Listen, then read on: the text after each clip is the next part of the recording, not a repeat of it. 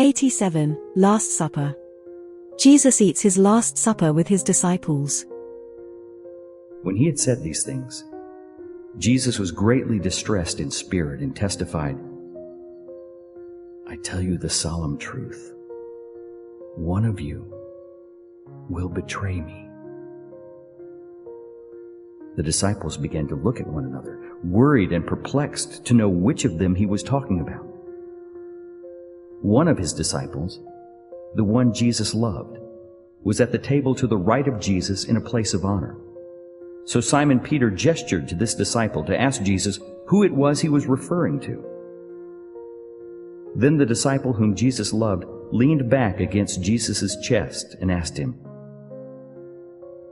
"Lord, who is it?" Jesus replied, "It is the one to whom I will give this piece of bread after I have dipped it in the dish." Then he dipped the piece of bread in the dish and gave it to Judas Iscariot, Simon's son. And after Judas took the piece of bread, Satan entered into him. Jesus said to him, "What you are about to do quickly."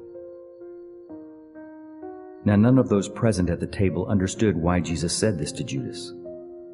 Some thought that because Judas had the money box, Jesus was telling him to buy whatever they needed for the feast or to give something to the poor. Judas took the piece of bread and went out immediately. Now it was night. Then Jesus said to them, "This night you will all fall away because of me. For it is written, I will strike the shepherd, and the sheep of the flock will be scattered. But after I am raised, I will go ahead of you into Galilee."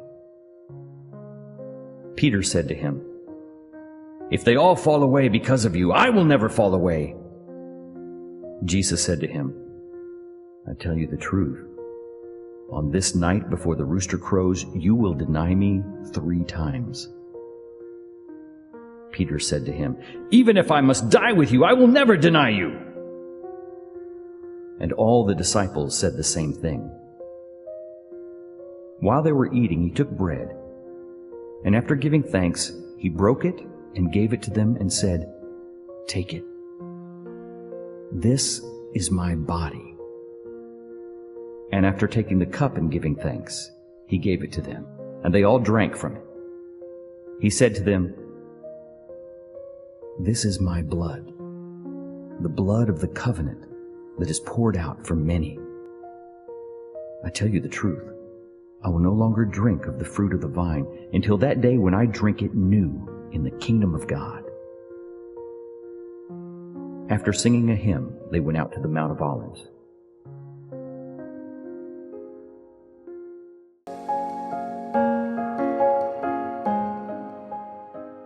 Question 1.